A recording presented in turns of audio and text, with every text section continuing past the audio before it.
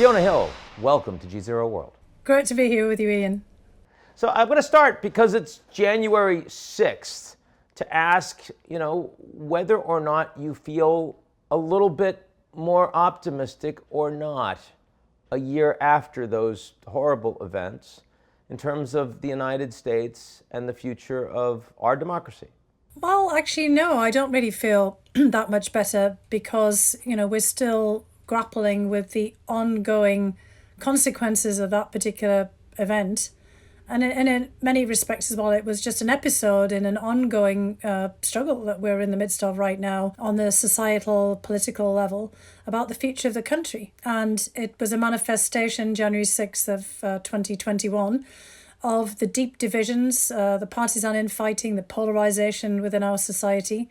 The fact that we could have a group of our citizens basically storm a building that is supposed to be a unifying symbol, a symbol of freedom, of representational democracy, not of repression. This isn't like the storming of the Bastille and the idea of a kind of repressive fortress that had to be taken down for people to win their rights. This was, the here and now of American politics, and a group of people feeling that they had no recourse other than to engage in acts of violence, beating up Capitol Police, going after members of Congress who are supposed to be their representatives, and potentially even getting their hands on the vice president and talking about hanging him. I mean, who would have thought that the United States would end up in that kind of situation? And the fact that we haven't really fully processed it, that we haven't kind of come up with a common narrative of what happened there. We've had the dismissal of this as just an episode one day in January, even by Mike Pence, who would have been the target of the mob himself. I mean, this kind of shows the problems that the United States is facing. So no, I'm not feeling particularly optimistic about where we are, but I do think as we move on, with this, we unpack it. The real necessity is to figure out where we're going as a polity. Can we overcome these massive divisions? Can we find a common purpose? Can we put America, back into the picture here, and all of us as American citizens who are not divided up into these camps? And certainly don't feel that we have to get to the streets and commit acts of violence to be able to, find our own place in the world and in the country. I mean, we've got a long way to go still. When January 6th happened, I found myself thinking back to a lot of the movements outside the United States that Americans have historically supported. The people themselves that were storming the Capitol, actually would have thought of themselves in that environment as not so different in trying to uphold their own democracy and keep the elections sacrosanct. Do you think there's any reasonable fairness in that perspective? Well, look, clearly those people did. Many of those people did think that, as you laid out like that.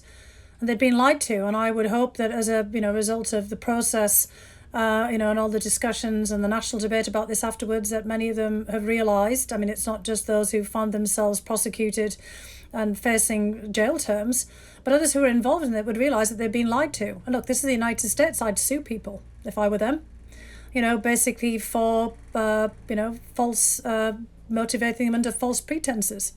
So not just a kind of a question of, civil suits against them by people who were hurt at their hands, like the Capitol Police. But if I were them, I would be suing, the leaders that lied to them, because they were, basically incited to violence and encouraged to storm the Capitol building under entirely false pretenses. And look, I'm not a litigious person. In another setting, I wouldn't advise that, but this is the United States.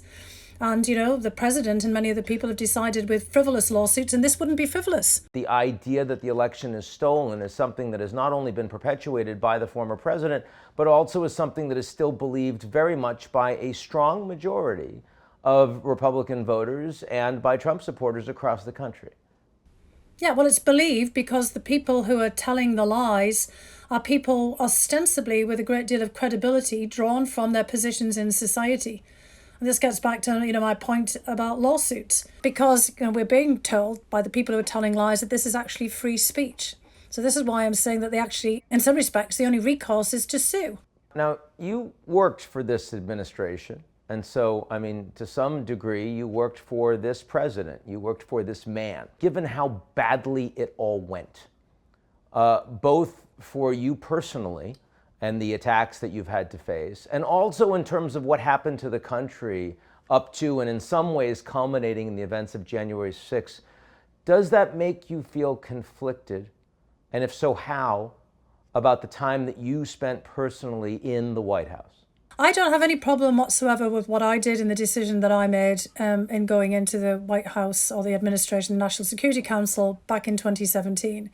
I did this purely on the basis of trying to do something on national security as a result of the Russian interference in the election in 2016. And behind the scenes, that's what I focused my attention on. I didn't play political games with anyone. I was in charge of Europe and Russia and the National Security Council. And I have, complete confidence that at no time did I subvert my own principles. Now, in terms of my personal views about Trump, and about kind of serving the man himself, plenty of people have said that to me, kind of how could you, or are you now not being disloyal? I took an oath to the country. First of all, I took an oath of citizenship. I'm a naturalised US citizen, so I've taken an oath twice. And I also served the country previously as National Intelligence Officer for Russia and Eurasia at the National Intelligence Council. Absolutely. So unlike, kind of people who are born here, I've actually taken an oath to serve the country and to be a good citizen and to step up and to give something back. And again, I did that the second time when I went into there. I went in there with eyes wide open. I'd been properly warned. And I was attentive to what was going on there. And I made sure, at all points that I reported up my chain of command to others about what was going on. And that I either tackled this head on, and as many people know, when I was asked to step up as a fact witness in the first impeachment trial, when I was subpoenaed to do so, I did so. And as I told the committee last month, I refuse to be part of an effort to legitimise an alternate narrative that the Ukrainian government is a US adversary and that Ukraine, not Russia, attacked us in 2016. I told the truth, and I have put up with an awful lot of attacks, defamation against me and my character, and that's fine because that comes with the territory, unfortunately, it seems these days, of public service and of being in the national spotlight. And, in the words of George Orwell, which I've quoted before, in a time, of universal deceit, telling the truth becomes a revolutionary act.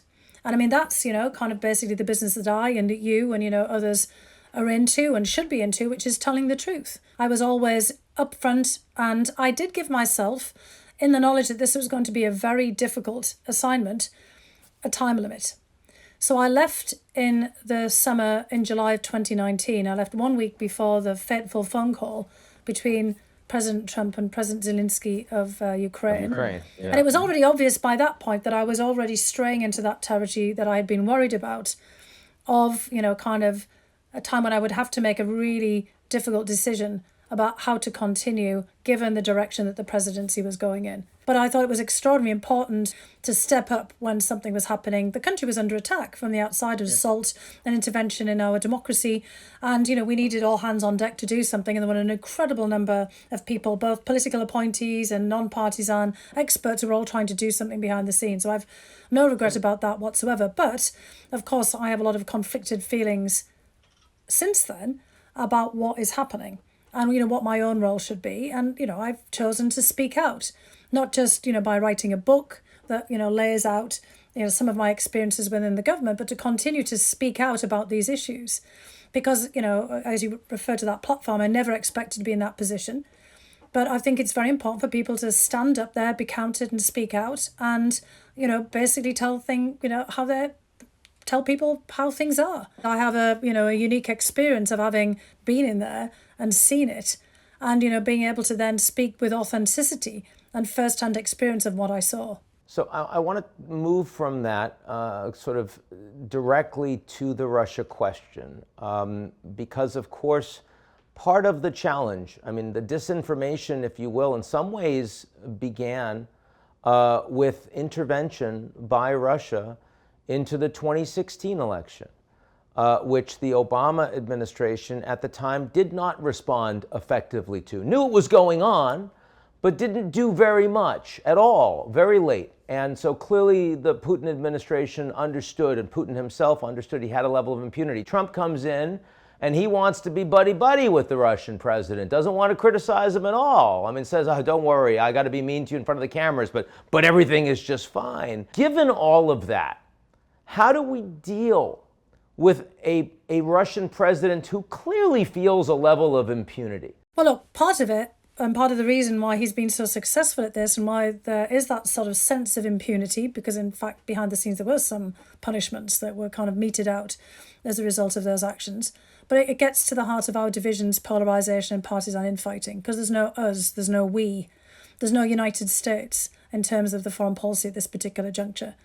And in 2016, the Obama administration hesitated because it was in the middle of an election season, an election campaign, and they didn't want to take an act that would look like they were getting involved in the electoral campaign because, of course, President Obama had finished up his 2 terms.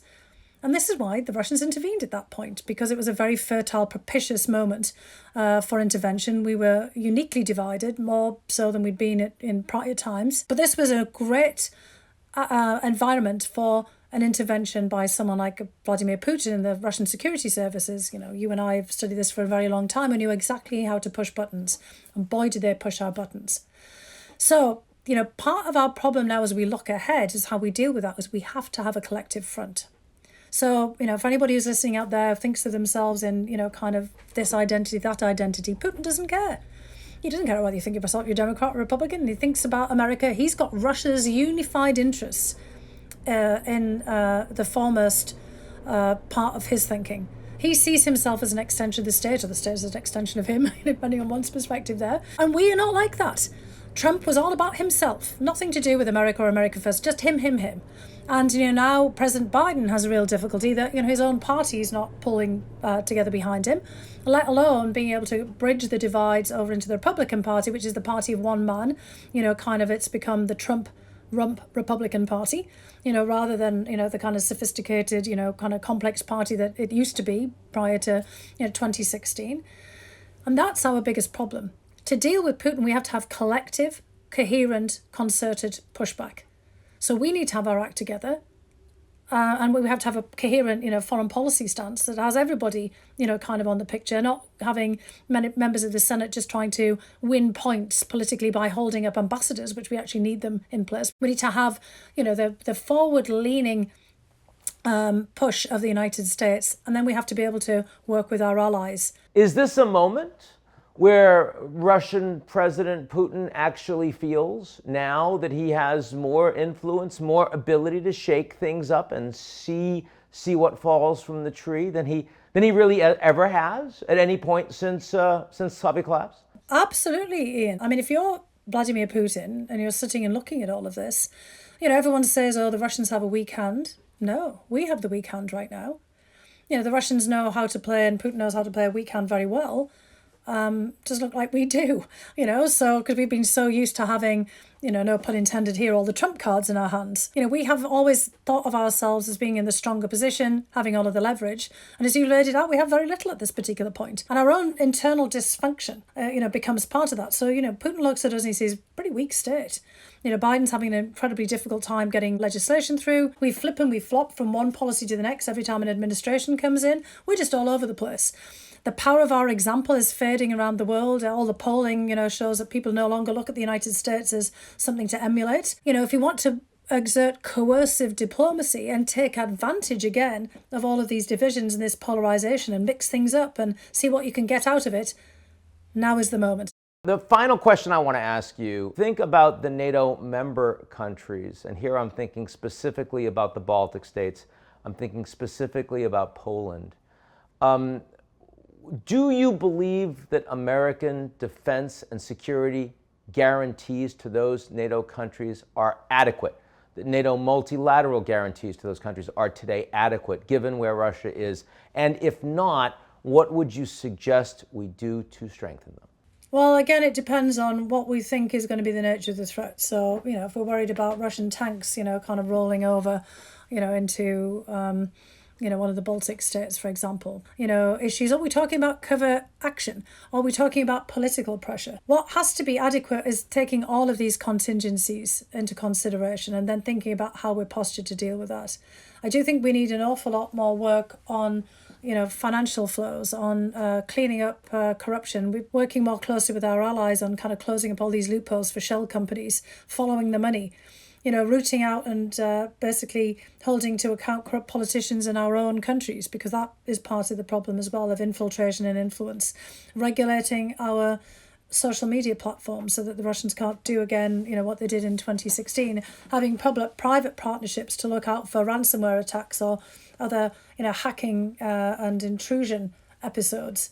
So what we need is a kind of an adequately postured response on all of those fronts. And a lot of it is about our own resilience and shoring up our own defences. And that gets back to, where I started from, is we have to get our own act together, clean up our own acts, but also try to get a bit more cohesion in our societies. Because one of the things that Putin himself focuses on, as you all know, is unity inside of Russia, but then taking advantage of disunity abroad. And that should be a lesson to all of us, because Putin loves our disunity.